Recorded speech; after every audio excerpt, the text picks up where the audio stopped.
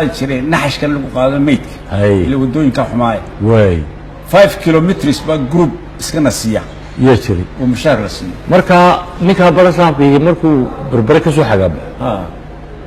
شوف الجينيا baabuur soo qaada laba hayo Soomaa ما jirto marka naxash ka lagu qaado kala saari يلا soo saaraya in soo qaadi 5 كيلومتر بقى جروب ده كل بس بدل يا 5 كيلومتر بقول sidiisa ayaa lagu nasinaya in soo qof qaaday 4 bis laba isaaqow khiyaaliga aan niyada isugu dhistaan dalcayuun waqooyi ingiriis baa wada gumaystay naay ingiriis ma wada gumaystay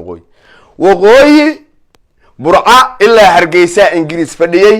aad baarada u leefaysay islif dhalo adoon oo ahayd saa u qaadid saa u barbaranta kale waysa burca ku geen jiray abaan garanay aniguna intaa madaxa iyo labada caloodba kii koofi ka adu xambaarsanayd kii ka jarayana inta adu xambaarsan kii ku dilay oo madaxa ka jaray baan qaabkee u leedahay marka waqooyi baa wada gumaystay sanaagna waxa fadhiyay in caashira fadhiyo suldaana sanaag markaa soolna waxa fadhiyay sanaad ula xasan warsana wada gumaystay ma ingiriis gumaysan kara waxa daarada iyo qurunka iyo idinka horeysa ha igu tirtirinina naclad alle idinku rudiyo waliga gumays ma aragaan ugu bismillaahir rahmaanir rahiim awlaalkiin ibnu haashimkii carabkii madoobaa oo idin leh jimcatu mubaarak qubanaha galabta waxaan ku qaadaa dhigi doonaa jamhuuriyaddii barida ee halkan deganayd ee haddii la ku rooyay dalcayuun oo aanu caalamkii markaanu ka soo odafaynay halkaa iyo carabahana aanu isbaaro hor dhigan laba markaba mid sida geel 16,000 oo neef ah iyo 36,000 oo neef oo ari ah ayaa isbaaro gac lagu siiyay bin Salman ayaana warqada kaga dhufanaa niri dib ha loo celiyo waa xoolo afrikaan way xoolihii carabtu cuni jirtay maaha halkaas dhuunta la isqabta qodobka wadul istaagi doona qodobka kale oo aan raba maanta inaan si fiican u balbalaariya waxay tahay oo markasta qolyahan dalcayuun ay ku doodaan Somaliland dhulka la yiraahdo waxay dhaheen waxaana wada gumaystay ingiriis maanta waxaan rabaa inaan wax badan bayaamiyo Sool iyo Sanaag meesha la yiraahdo former ever ila la gumaysana maanta idin sheegaya qodobkaasna waa ku dul istaagi doona inta ingiriisku gumaystayna ba sheegi doona aan ku hormaro qodobka ganacsiga ku hormaraya berbera waxa ka baxay laba markab laba asbuuc ka hor oo midna ari sido midna geel sido midka ariga sida 36,000 oo neef oo ari sido oo lagu talagalay in Sacuudiga la geeyo iyo mid siday 16,000 oo neef oo geel labadiiba isbaana hordhig waxa wacnay walaal bin Salman akhuuni baan wacna waxaan nidhi xoolahaasi xoolaha anagu soo maray ama aan damaanadooda qaari karna ma waa xoolo Afrika iyo meel daran ka yimid iyo qol la yiraahdo aan diinta islaamka si fiican u haysan xoolo gaalo weeyaan meeshaas makhluudiinta iyo khaniisiintu ka beermeen ayay xoolahaasi ka yimaadeen baan walaalkeen bin Salman aal jabartii aal daaroodiya halkaas xanibaad buu dhac ku sii dhowr iyo 10 bari xoolahaasi wax ximnaay in dib loo celiyo ayuu warqad soo saaray bin Salman oo dib u celin habeen ismaalintii shalay ahayd ayaa saddex nin soo boode nin waa Ali Saleebaan ninna waa reer khalaf sida la sheegay ninna waa nin ogaadeen afkii qayl ku soo markii xoolihii bin Salman waa celiyay markii la yiri dani bay lugaha ku dhagay waxa la xoolaha sharka ugu badan anagaas kale annaga dhoofinay berbera ka dhoofinay mar damba u noqon mayno ina adeerow daniyo maanta na bixiyo bin Salman naga lahaa warqadii keenay warqadii aad kula haydeen xoolaha ma qabaan baatiin maya midi kala ha warqadii keenay cadaynta keenay xoolaha haydeen xooluhu jiga laga rabo maanta markii baxayay warqadii bay keenay mise waa runtoodo xoolaha 16,000 oo geel ayaga askale waa laba ma jarteen imid ogaadeen odagii dani ahaa bin Salman ku dhuftay bin Salman halo bin Salman akhuuni الجمال حقيني geelani waa geelaygi ariga iska soo celi ariga soo celi dalcayuun baale geelana xaquuni baali xaqu waa geelaygi odagi baalki ahaa isla markii warqad soo saaray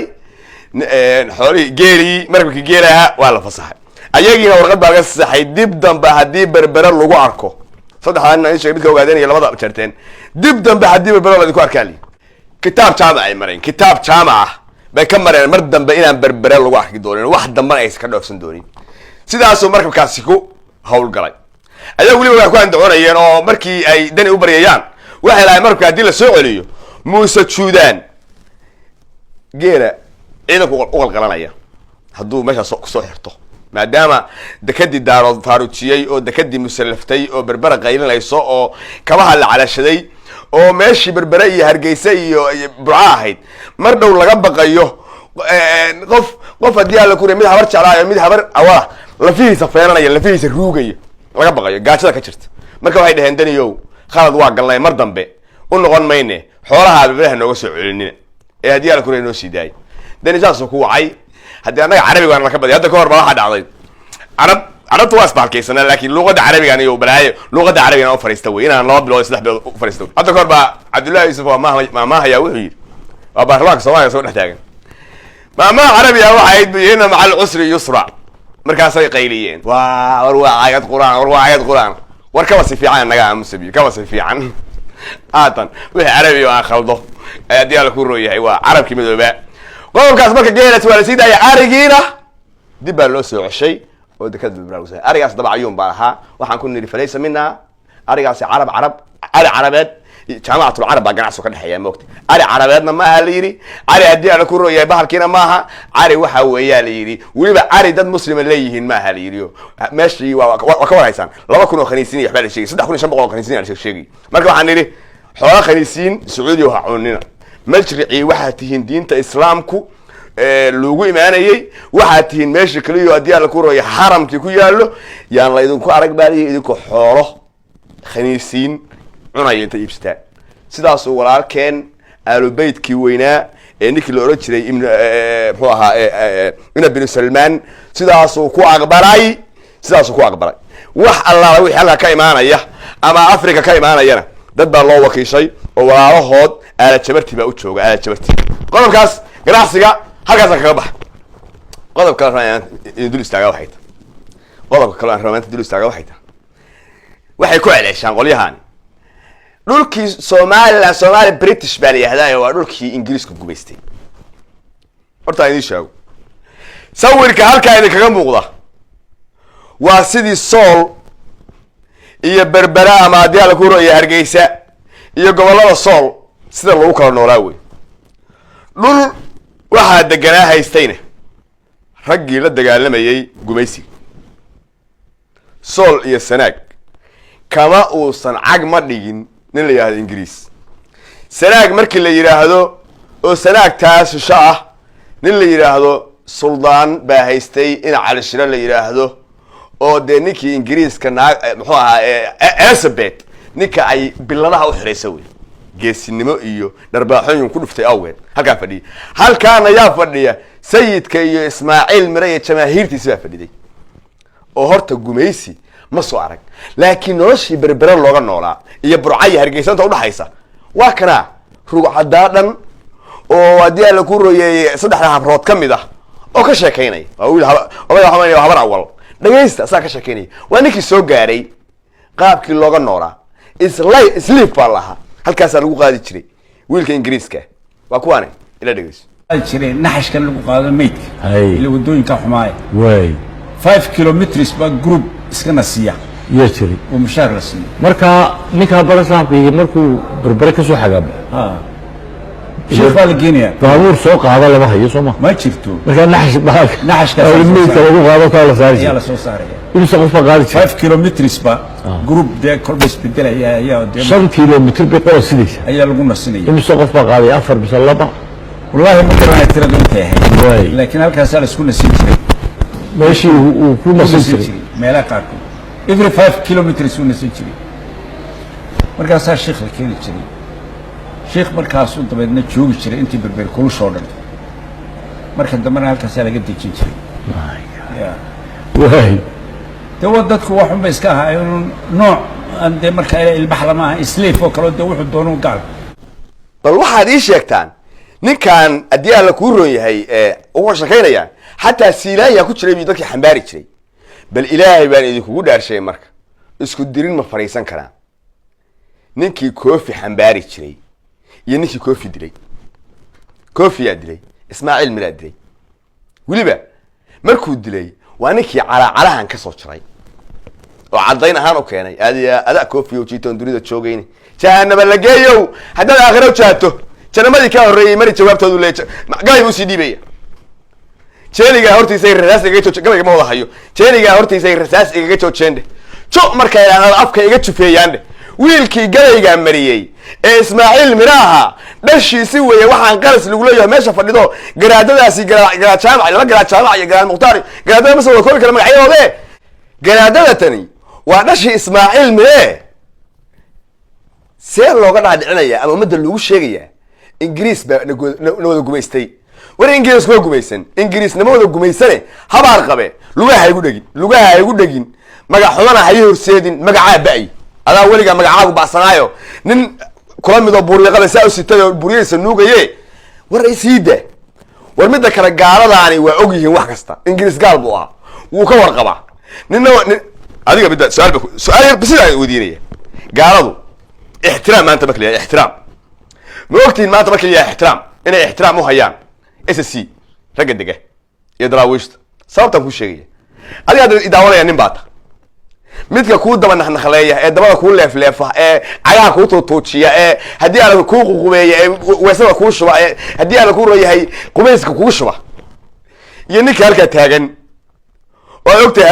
hadduu kula socdo in wax ku tari karo hadduu kaasoo horjeedana wax ku yeeli karo kee labada ixtiraamaysa labada waxaa ixtiraamaysaa ninka si kaa ciidanka ku dharbaaxi karaa ixtiraamaysa ixtiraamka haddaan u muujin xataa ixtiraam nafsiyana oo nin raga yahay babnaa oga maraysa ingiriis waa og yahay kii xambaari jiray ingiriis waa og yahay kii inta dila calaha ka hojari jiray bal buugta yaalla maanta london waxaa ku qoran maad mullah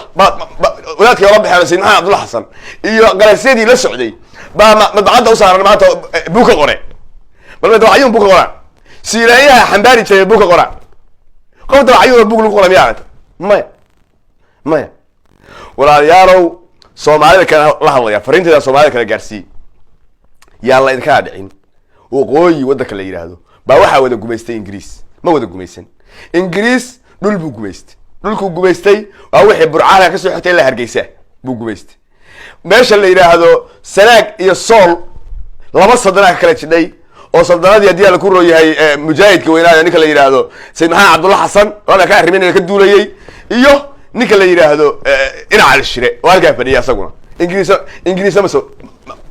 soo dhigin marka khiyaarigan iyo dabanashlayntan iyo waana wada gumaysta anaga dhulbahanta weligii gumaysi ma arag forma f gumaysi ma arag gumaysi dhulbahanta weligii ma arag halkaasuu fadhiyey furujoog buu ahaa mar sayidkaa ka talinayay meeshaas markii dambana raggii markuu sayidku jabayna ayagaa isbahaystay oo raggiiba halkaa fadhiyey oo dagaal ismaaciil mira halkaa iskugu yimid oo in cidna aysan weerar ku ahayn ayana aan weerar lala soo aadin bay u fadhiyeen iyo xornimada soomaalida marka dhaqan xumada aflagaadada qofkii ku yidhaahda waqooyi baa la wada gumaystay dayuus dhalay ee caytamaya wey wuu caytamaya sababtoo wuxuu rabaa foolxumada noocaasa ee aabihii iyo awowgii ay ninkaa koofila xambaari jireen inuu kugu tirtiro rabaa inuu kugu tirtiro no waxyaalaha carabtu haddii ala ku rooyahay binu hashim iyo haddii ala nimankaa sacuudiga iyo imaaraadka iyo waxyaalaha nagu ixtiraamaan waxay nagu ixtiraamaan waddan isagoo dhan ba haddii ala ku rooyahay 60kii xorriyadda qaatay intii ka horreysay soomaalida kale la gumaysanayay biyaha looga gudbayey dhiiqada looga wada gudbayey inaan dhul daarood inaan la gumaysan hubka annaga xaggee nooga imaan jiri ilan ummadda kale hubma haysane hadda ninka yaa boqorkii fadhiyey qandara iyo haddii ala ku rooyahay suldaankii fadhiyey hobyo iyo suldaankii kaloo fadhiyey meesha la yidhaha sanaag iyo sayidkii yaa hubaysnaa waddanka xilliga gumaystaha daarood baa hubaysnaa oo gumaystaha la dagaalamayay xaggee hub ka helayeen carabahay ka helayeen dawladaha muslimka ka helayeen waxay ka helayeen haddii ala ku rooyahay turkiga ka helayeen cusmaaniyiintii bay ka helayeen oo waana la ixtiraafsanaayo daaroodka la hubayn jiray hubka muslimka o dhan baa hubka nala garab taagnaa iyo inaan ibnu hashim nahay oo la dhalanayna ogaaye waxaanoo miinan baa gumaystuhu noogu soo dabagabaday oo sriifka u ahaa wixii maanta waxay ku leeyihiin waa nala wada gumaysta nalama gumaysan ilaahay nacladii kugu dhacdo ee qurunkan iyo waxaa wada hagu hirtiri weligay gumaysi ma arag anigu weligay gumaysi ma arag hadda day dhulka majeerteeniya lagu leeyahay boqor ka talinayay iyo xagga suldaan ka talinayay arrimahooda gudaha oo madax banaanaay talyaani waxta xag ma soo dhigin talyaanigu cag ma soo dhigin ilaa waagi dambe uu kula dagaalamay oo ilaa baargaal kula dagaalamay oo boqor kula dagaalamay oo suudaan kula dagaalamay yaa la dagaalamay talyaani xiijinay waxa la xiijinay inoo ka saahay marka adigu nin hubaysan baa ahayd caalamka islaamka hubka uu kusoo gudbinay waa ka soo gadanays halkan meesha Liibiya oo kale yaa ku fadhiyay odag loo jiray asad al-arab waa ku fadhiyay oo hubka soo gudbinay asagoo dagaalamay oo talyaani la dagaalamay marka walaalayaalow hanagula soo galgalanina buuriyada ingiriiska ee aad jideen Soomaali inta aan u sheegaya fariinta isgaarsiiya war waqooyi meel yaa loo gumaystay ma jirto hal reer baa la gumaystay burcaay halka wixii xitaa la gumaystay anagu burcaay halka wixii ka daga ma degno waxa dagaadiyaa ku rooyay dabacayuun baa daga asaga la gumaysan jiray anaguna gumaysiga kii dilay baan nahay koofi ninkii inta ka jaray baan nahay ninkii calihiisa ka dulgabayaan nahay ha igula soo gabanina ingiriiskan iyo buuriyadan iyo baaradan idin ka uraysa ha igu soo tagtirinina inta ay leeyahay wa arabkii madooba idin leh